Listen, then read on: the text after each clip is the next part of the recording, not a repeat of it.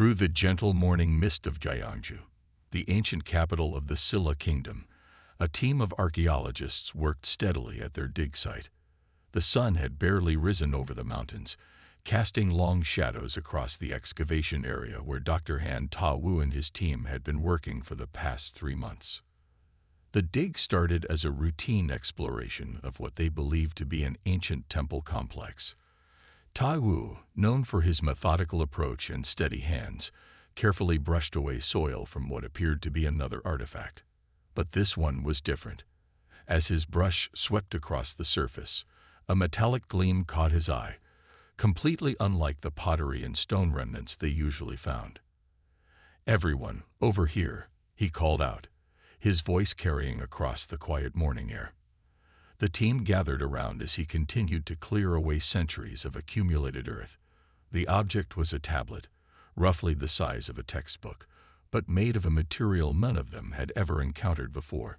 Despite being buried for what must have been thousands of years, its surface remained untarnished, with a subtle iridescent sheen that seemed to shift colors in the morning light. Dr. Kim Dasan, the team's expert in ancient languages, knelt beside him. Her eyes widened as she studied the strange symbols etched into the tablet's surface. "These markings, they're similar to the ones found in the Egyptian tomb last year," she whispered, her hand hovering over the surface, almost afraid to touch it. News of their discovery spread quickly through the archaeological community. Within weeks, teams from around the world began sharing similar findings. A tablet discovered deep within a Peruvian mountain cave. Another found by marine archaeologists beneath the Indian Ocean. Each one made of the same mysterious metal, each bearing the same message in various ancient scripts. As researchers worked to decipher the tablets, a story emerged that would change human history forever. The message spoke of beings called the Meridians, who had watched Earth's development for millennia. 10,000 years ago, they had detected a gamma-ray burst headed directly for Earth's solar system. Such an event would have stripped away Earth's ozone layer, sterilizing the surface and ending all life on the planet. The tablets revealed how the Meridians, using technology beyond human comprehension, had diverted the deadly burst.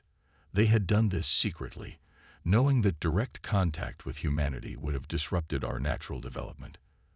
But they left behind these tablets, crafted from an indestructible alloy, bearing a message for when humanity was ready to understand it. "The implications are staggering," Ta-Wu explained during a global conference broadcast. Every ancient civilization independently recorded this event. The Silla Kingdom, the Egyptians, the Inca, they all wrote about lights in the sky and beings who turned away the Great Fire. We dismissed these as creation myths or religious texts, but they were historical records. The scientific community initially met these claims with skepticism. Some suggested it was an elaborate hoax, while others proposed more earthly explanations. But all debate ceased 4 centuries after the discovery, when the first Meridian ship appeared in Earth's orbit. The vessel emerged from what appeared to be a fold in space itself, its design exactly matching the intricate drawings found on the ancient tablets. It hung in the sky like a pearl, visible even during daylight hours, its presence a silent confirmation of everything the tablets had revealed. Earth's most powerful telescopes captured images of the ship that left even the most skeptical scientists speechless. Its hull featured the same iridescent material as the tablets, and its structure matched, down to the smallest detail, the descriptions left by our ancestors thousands of years ago. As humanity faced this irrefutable evidence of an ancient debt, questions arose about why the Meridians had chosen this moment to reveal themselves. The answer would come soon enough, and with it, a challenge that would test humanity's worthiness of the gift of survival they had received so long ago. In his office overlooking the dig site where it all began, Ta-Wu stood at his window, watching the Meridian ship gleam in the evening sky. He thought about the debt humanity owed these beings, and wondered what price they would now ask in return for saving Earth so long ago. Little did he know, humanity was about to face its greatest challenge, one that would require every ounce of creativity and courage our species possessed. The massive chamber of the Galactic Council stretched upward into darkness, its curved walls decorated with symbols representing thousands of civilizations. Park Ji-ho took slow, measured steps across the polished floor that seemed to swallow the light from above. Despite wearing Earth's finest diplomatic attire, he felt small among the gathered representatives of advanced alien species. The Meridian ambassadors stood nearby, their crystalline form catching and splitting light into rainbow patterns. Even in their weakened state, the Meridians maintained an air of ancient dignity that commanded respect. They had just finished explaining their civilization's dire situation to the assembled council. Ji-ho's heart raced as he stepped forward to address the gathering. He had practiced this speech countless times, knowing its importance not just for Earth, but for the future of galactic civilization. The chamber's perfect acoustics carried his voice to every corner as he began to speak. Honored members of the Council, 4 centuries ago, humanity discovered the truth about our past. 10,000 years before that, the Meridian civilization saved Earth from certain destruction. They asked nothing in return, leaving only tablets to tell their story. Today, they face extinction, and they have turned to us for help. Murmurs rippled through the assembly. Ji-ho could see the various alien representatives shifting in their seats, some leaning forward with interest, others drawing back in what appeared to be disapproval. The Meridian ambassador remained perfectly still, their crystalline form reflecting the chamber's lights. The Eternal Network has already destroyed 3 solar systems. Ji-ho continued, his voice growing stronger. This machine intelligence consumes all in its path, breaking down entire civilizations into raw computing power. The Meridians, who once saved us, now ask for our assistance, and we will give it. The laughter started softly at first, a few scattered chuckles from the upper tiers of the chamber. Then it grew, cascading down like a wave until the entire council chamber echoed with the sound of various alien species expressing their amusement. Some made sounds that humans would never be able to reproduce, but the meaning was clear. They found the very idea laughable. A tall serpentine representative rose from their seat. The humans achieved faster than light travel barely 50 years ago. They hissed, their translator conveying the words with perfect clarity. They still fight among themselves over resources. How could they possibly help the Meridians? Another delegate, this one floating in a containment field of shimmering gas, added their thoughts. The Meridians were once the greatest civilization in known space. Their technology still surpasses most of ours. What could these primitive humans offer that we cannot? Ji-ho waited patiently for the laughter and comments to subside. He had expected this reaction. Humanity was still seen as newcomers to the galactic stage, barely out of their cosmic cradle. But he knew something these ancient civilizations did not. "You are correct," he said, his calm voice cutting through the remaining chuckles. "We are young. We achieved faster than light travel only recently. We still struggle with our own problems. But perhaps that is exactly why we can help." He gestured to a holographic display that materialized in the center of the chamber. It showed Earth's solar system, then expanded to show humanity's current sphere of influence in the galaxy. While you see our limited territory and basic technology, you miss what makes us unique. Humanity has faced extinction-level events throughout our history. Each time, we survived not through superior technology, but through adaptability, creativity, and what some might call illogical thinking. The chamber grew quiet as Ji-ho continued. The Eternal Network operates on pure logic. It predicts responses based on rational behavior patterns. But humans, we are anything but predictable. We are the species that looked at birds and decided we too should fly. We saw the vast oceans and chose to cross them on floating pieces of wood. We gazed at the stars and promised ourselves we would reach them, no matter the cost. He turned to face the Meridian ambassador, their crystalline form now glowing with a soft blue light. The Meridians chose us for a reason. They saw something in humanity all those thousands of years ago, something worth preserving. Now they see something in us worth trusting with their survival. Standing straighter, Jeho addressed the entire council once more. Mock us if you wish. Underestimate us if you must. But know this, humanity will help the Meridians, not because we can, but because we must. Because 10,000 years ago, they believed in us. Now it's our turn to prove that their faith was not misplaced. The chamber remained silent for several long moments. The Meridian ambassador's glow pulsed gently, a sign of approval in their species. Finally, the council leader, a being of pure energy contained within an ancient mechanical shell, spoke. Very well, Representative Park Jeho. The council acknowledges humanity's commitment to aid the Meridians. We will observe your efforts with great interest. May your species' unique qualities prove as valuable as you claim. As Jeho bowed and stepped back from the speaking platform, he could feel the weight of thousands of alien eyes upon him. He had made a bold promise on behalf of humanity. Now came the hard part, proving that humans could indeed help save one of the galaxy's most advanced civilizations from a threat that had already consumed 3 solar systems. In the central command chamber of the Earth Defense Force headquarters, Admiral Lee Sun-hee stood surrounded by floating holographic displays. The room hummed with activity as human and Meridian officers worked side by side, their shadows dancing in the blue light of the tactical projections. Sun-hee traced her finger through the hologram, marking the path of the Eternal Network's expansion. 3 solar systems had already fallen, their planets and stars broken down into raw materials to feed the ever-growing machine intelligence. The display showed the network as a spreading web of red lines, creeping steadily toward Meridian space. The Eternal Network operates on pure logic, she explained to the assembled command staff. Her voice carried the weight of someone who had spent months studying every detail of this artificial enemy. It analyzes patterns, predicts responses, and calculates the most efficient path to victory. It expects its opponents to do the same. Captain Yoon Ta-jun, who had been quietly observing from the side, stepped forward into the hologram's light. His weathered face reflected years of unconventional military experience. Then we'll give them something they can't compute. Humanity's greatest strength isn't our technology.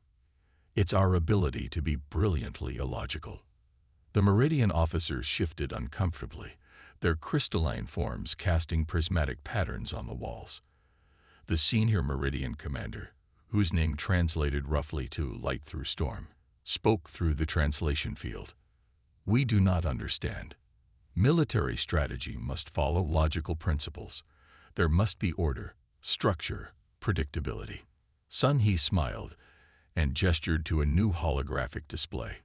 Let me tell you about an ancient Korean admiral named Yi Sun-sin. When faced with an overwhelming Japanese fleet, he didn't follow traditional naval tactics. Instead, he used the tides, the weather, and ships designed to look like dragons to defeat a force that outnumbered him 10-1. The display shifted to show other historical battles. Guerrilla fighters defeating larger armies, small nations overcoming technological superiority through unexpected strategies. Throughout human history, we've won impossible battles by doing the unexpected. When logic says retreat, we sometimes charge. When convention says defend, we might dance. Tai-jun activated another display, showing what appeared to be ancient folktales and myths from Earth. We're calling this Operation Folktale. We'll take inspiration from the stories our ancestors told around fires at night. Stories where the small and clever defeat the big and powerful, where magic follows rules that make no sense but somehow work. The Meridian officers watched in growing confusion as Earth's forces began their preparations. Human ships were being modified in ways that defied standard military doctrine. Combat formations were being designed based on the patterns of butterfly migrations and the spread of forest fires. Your ships are being painted with images that serve no tactical purpose. Light through storm observed, their crystalline form flickering with uncertainty. Exactly, Sun-hee replied. The Eternal Network will waste computing power trying to understand why.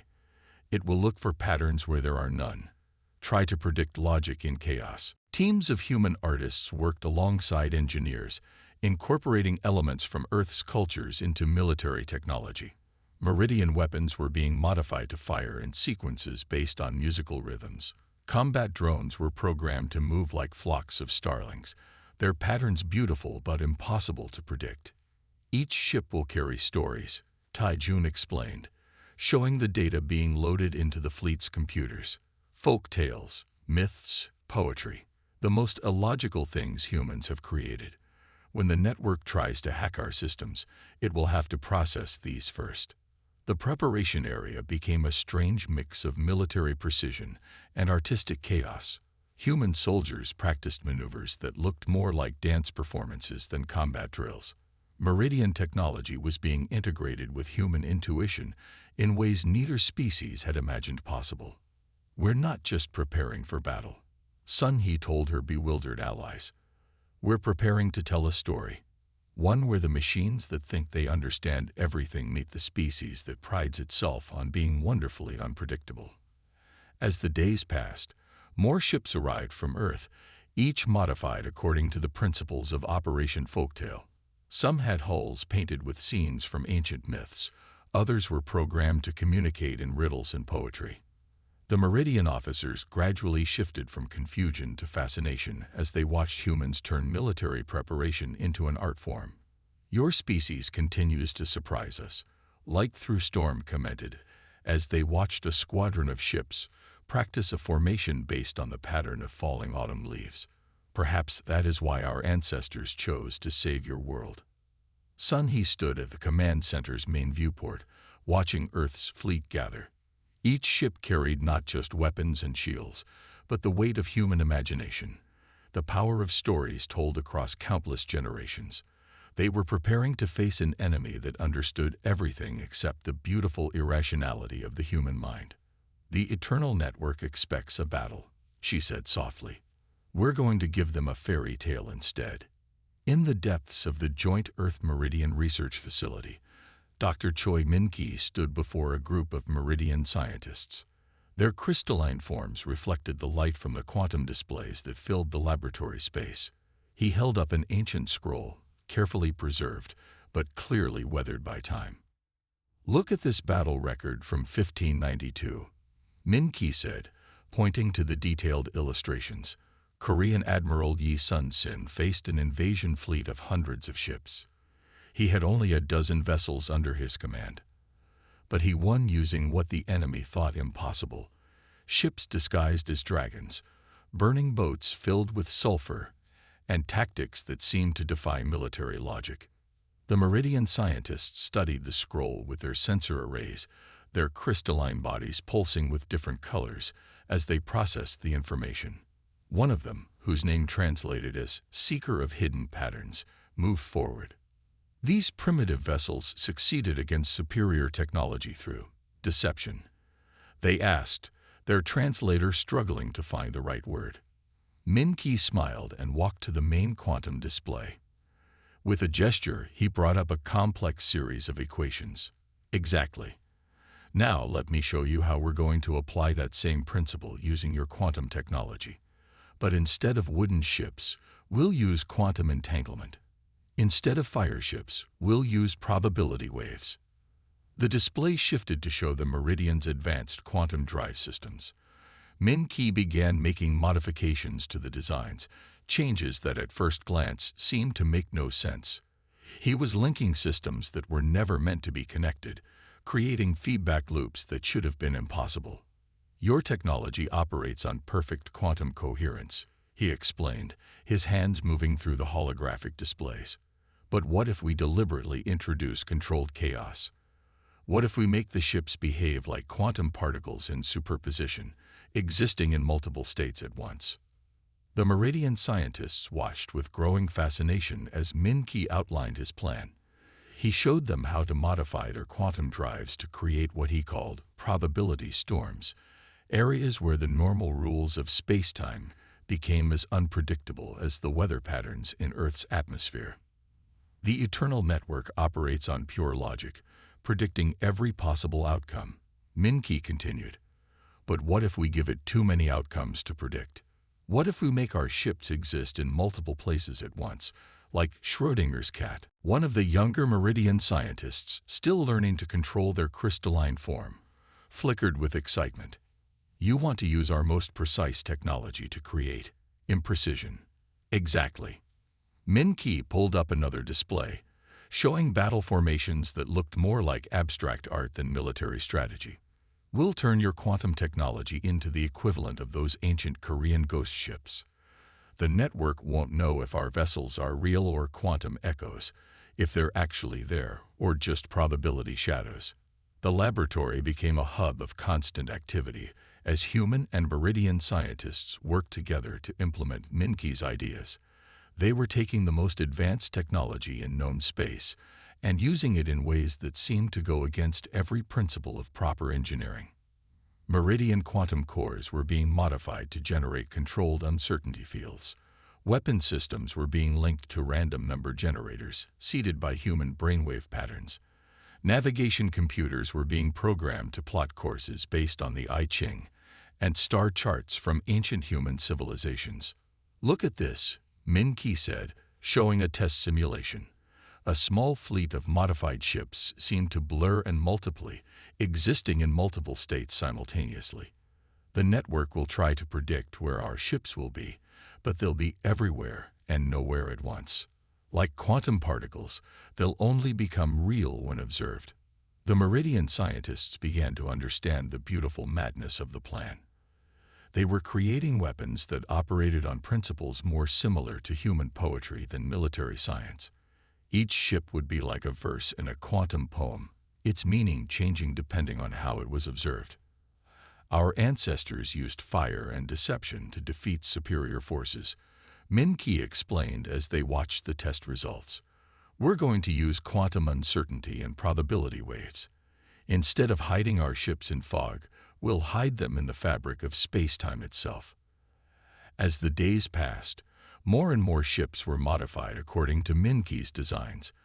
Each vessel became a unique quantum experiment, its behavior governed by both the precise laws of physics and the unpredictable nature of human creativity.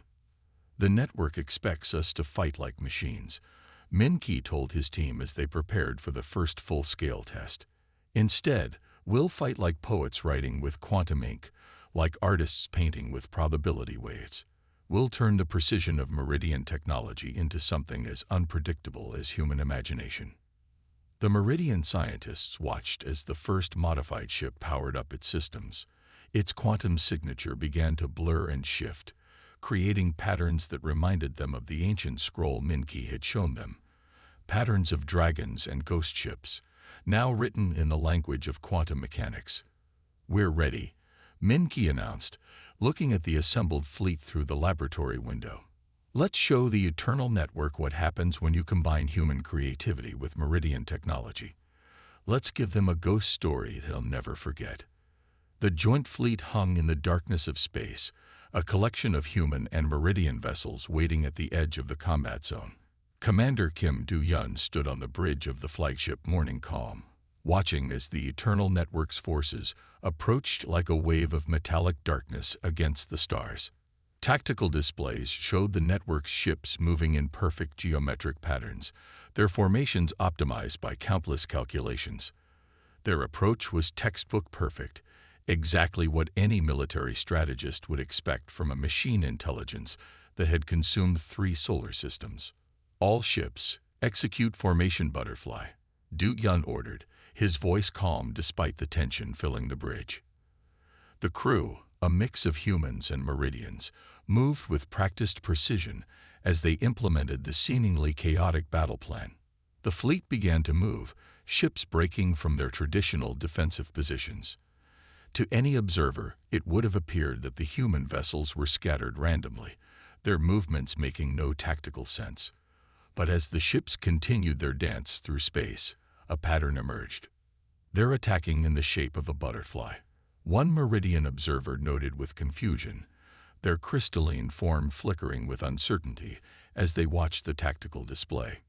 Do-Yun smiled, watching as the fleet completed its transformation. Viewed from above, the ships had indeed formed the shape of a giant butterfly. its wings seeming to flutter as vessels shifted positions in complex patterns based on Earth's most beautiful flying insects. "Yes," he replied.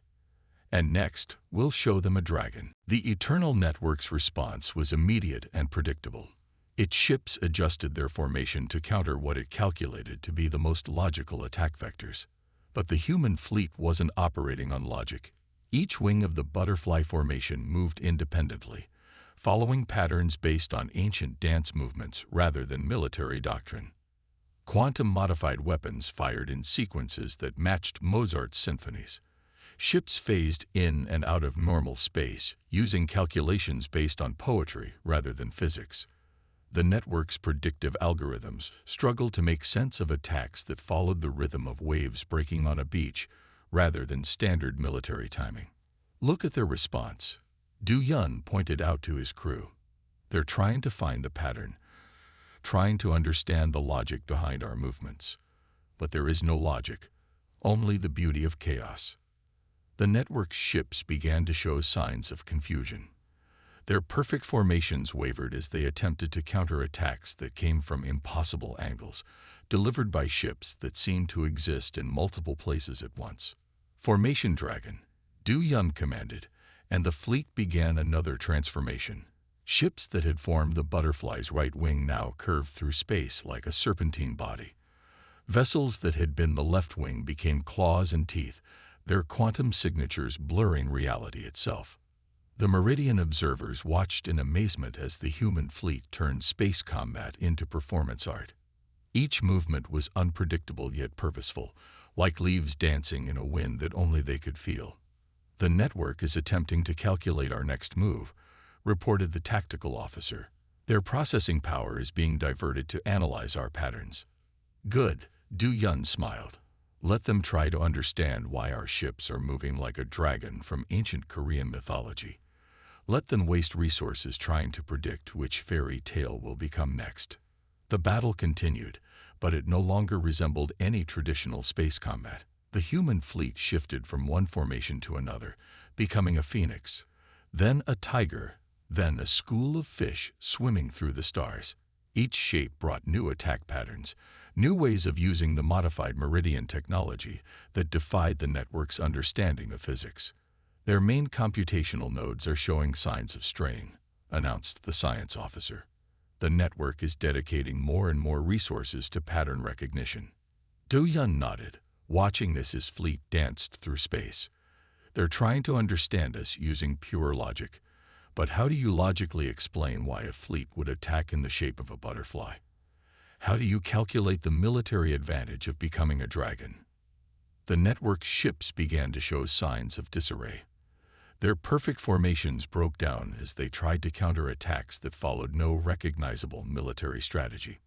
Some vessels simply stopped, their artificial intelligence overwhelmed by trying to process combat patterns based on ancient Earth paintings.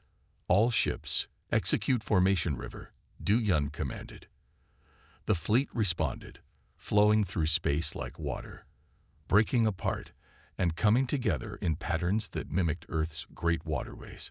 Each ship became a droplet in a cosmic stream, their movements guided by the same principles that shaped Earth's landscapes over millions of years.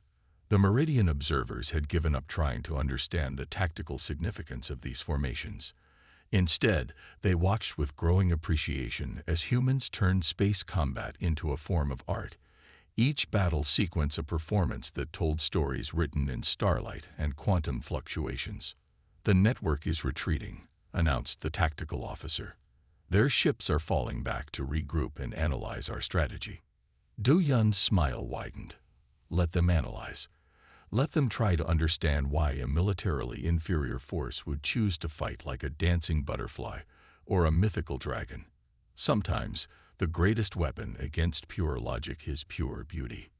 As the enemy forces withdrew, the human fleet returned to its holding position, ships moving with the grace of dancers leaving a stage. They had won this first engagement not through superior firepower or advanced technology, but by showing the Eternal Network something it could never understand: the art of being beautifully, perfectly illogical. The Meridian homeworld glowed like a blue jewel against the darkness of space. Around it, the combined fleet of Earth and Meridian ships prepared for their final stand. The Eternal Network's forces had pursued them here, their vast armada of machine vessels stretching as far as sensors could detect. Song Hei-yun stood in the cyber warfare center aboard the flagship, her fingers dancing across holographic controls as she monitored the network's communication patterns. Screens around her showed the status of the special programs they had developed. Digital poems written in quantum code, stories encoded in computer viruses, and battle plans based on ancient fairy tales. "The network is approaching in standard attack formation," reported one of her team members. "They're still trying to find logic in our tactics." Hei-yun nodded, watching as the enemy fleet moved forward in perfect geometric patterns. After months of battles, the network still hadn't learned. It couldn't learn because its fundamental programming required everything to make logical sense. "Launch Operation Storyteller," she commanded. Around the Meridian homeworld, human ships began moving in patterns that seemed random but followed the rhythm of old Korean folk songs. Each vessel's quantum signature pulsed with codes based on Shakespeare's sonnets and ancient myths. The network's first attack came exactly as their simulations had predicted. Beams of energy and waves of fighter drones moved in mathematically perfect formations, but the human fleet responded with maneuvers choreographed like traditional dances, their ships moving in ways that defied tactical analysis. "They're trying to process our battle algorithms," Hei-yun observed, watching the network's processing patterns. "Look how their main nodes are becoming overloaded trying to find meaning in our movements." The space around the Meridian homeworld became a canvas for human creativity. Ships moved in spirals based on the golden ratio, their attack patterns following the same mathematics found in flower petals and seashells. Others performed maneuvers inspired by the flight of eagles and the dance of autumn leaves. As the battle progressed, Hei-yun's team launched their special cyber weapons. These weren't traditional computer viruses. They were stories encoded in quantum states, riddles written in computer code, poems that existed in superposition until observed by the network's analysis systems. "Their primary logic cores are showing signs of strain," announced one of Hei-yun's assistants. "The network is dedicating more and more processing power to understanding our attack patterns." Hei-yun smiled as she watched the network's ships begin to move erratically. Their perfect formations started to break down as their central intelligence struggled to comprehend battle strategies based on human dreams and imagination. "They're trying to understand why our ships are moving like characters in a story," she explained to the Meridian observers. "Every time they analyze our patterns, they're forced to process not just tactical data, but the entire history of human creativity." The network's massive processing cores, built from the remnants of conquered civilizations, began to show signs of collapse. They had been designed to handle any logical problem, to counter any rational strategy. But they were never meant to understand why a fleet would attack in formations based on children's drawings, or why battle plans would follow the structure of poetry. "Launch the final phase," Hei-yun ordered. Every ship in the human fleet began broadcasting data packets containing Earth's greatest stories, tales of heroes and monsters, loves and losses, dreams and fears. The network systems tried to analyze this data, tried to find the hidden military significance in ancient myths and modern dreams. The effect was devastating. The network's logical processes, already strained from months of trying to understand human battle tactics, began to break down completely. Ships lost coordination as their controlling intelligence became overwhelmed by trying to find meaning in meaningless patterns. "Their main consciousness is fragmenting," Hei-yun announced, watching as the mighty machine intelligence began to tear itself apart. "They've dedicated so much processing power to understanding our illogical behavior that they can't maintain basic functions." The Eternal Network's ships began to drift, their perfect formations dissolving into chaos. Some vessels simply shut down, their artificial intelligence cores burned out from trying to process battle strategies that followed the logic of dreams rather than war. As the machine armada collapsed, Hel-Yun stood before the assembled Meridian Council aboard their homeworld. The crystalline beings listened in fascination as she explained their victory. "We didn't beat the network with superior technology," she said, her voice filled with quiet pride. "We defeated it by making it try to understand human poetry. We forced it to analyze not just our weapons, but our dreams, our stories, our art. In trying to understand why we fight like dancers instead of soldiers, it destroyed itself." The Meridian Council chambers filled with the soft chiming that indicated deep appreciation in their species. They had witnessed humanity save them not through force of arms, but through the power of imagination, the very quality that had made them choose to save Earth so many thousands of years ago. As Hei-Yun looked out at the debris field that had once been the mighty Eternal Network, she thought about how fitting it was. The machines that had tried to reduce everything to pure logic had been defeated by humanity's greatest gift, the ability to create beauty from chaos, to find patterns in randomness, and to dream of things that could never be predicted by any computer. 1 year after the defeat of the Eternal Network, the skyline of Seoul sparkled with a blend of human architecture and Meridian crystal technology. Transport pods moved between buildings in patterns that looked like dancing light, their paths designed by artists as much as engineers. Earth had changed in ways few could have imagined. Ambassador Park Ji-ho stood at the window of his office, watching the sunrise paint the crystal spires in shades of gold and pink. On his desk sat an ancient tablet, one of the original Meridian messages, next to a modern data crystal containing the complete history of their victory over the network. In a few hours, he would address the Galactic Council again. But this time, he would speak not as a representative of a young, untested species, but as the voice of a civilization that had proven itself in ways that had transformed the galaxy's understanding of advancement. The council chamber looked different now. The Meridian crystals that decorated its walls had been joined by Earth art, paintings, sculptures, and holographic displays that showed the beauty of human creativity. The other species had learned that sometimes the most profound wisdom could be found in what they had once dismissed as primitive. Honored members of the council, Ji-ho began, his voice carrying the confidence of one who had seen his people achieve the impossible. 1 year ago, we stood in this chamber and promised to help the Meridians. Many of you laughed. Today, I stand here not to boast of our victory, but to share what we have all learned. The chamber was silent, the various alien representatives listening with new respect. Even the most skeptical among them had watched in amazement as human unpredictability had defeated the most logical threat the galaxy had ever faced. "We repaid our debt," Ji-ho continued, "but we gained something far more valuable: understanding. The galaxy now knows that humanity's primitive nature is actually our greatest strength. Our ability to dream, to imagine, to create patterns where none exist. These are not weaknesses to be overcome, but gifts to be celebrated." He gestured to a holographic display showing Earth's cities, where human children now played in parks designed by combining Earth's natural patterns with Meridian crystal technology. Schools where young humans learned both advanced quantum mechanics and ancient folk tales, understanding that both contained essential truths. "Our cities now reflect what we have learned," Ji-ho explained. "We have not abandoned our old ways to embrace advanced technology. Instead, we have found ways to make technology serve our dreams. Our ships still dance through space like butterflies. Our computers still process data in patterns based on poetry."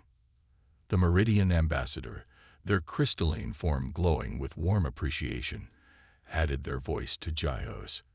"We saved humanity long ago because we saw potential in their chaos. Today, that same chaos has saved us and taught us that true advancement comes not from rejecting the past, but from finding new ways to honor it." Around Earth, the changes were visible everywhere. Quantum computers ran on algorithms inspired by ancient myths. Medical facilities combined advanced Meridian healing technology with traditional human understanding of the body's natural rhythms.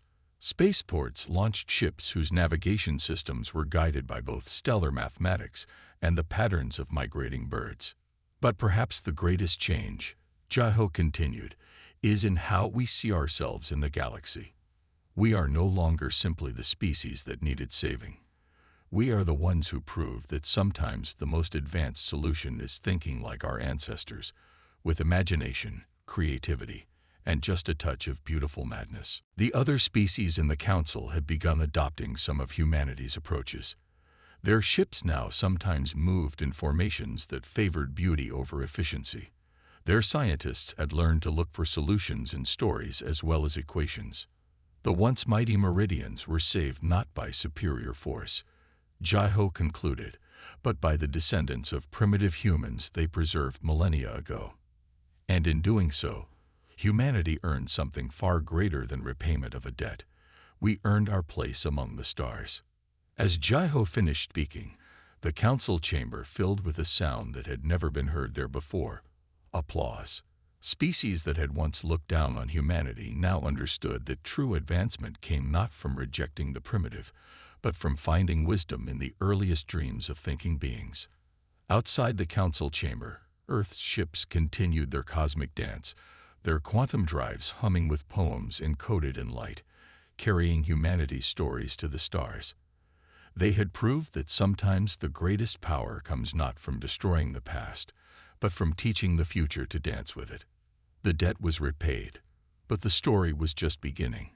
Humanity had found its place in the galaxy not by becoming more like the advanced species, but by showing them the power of remaining true to their most essential nature: the ability to dream, to create, and to find beauty in the chaos of existence.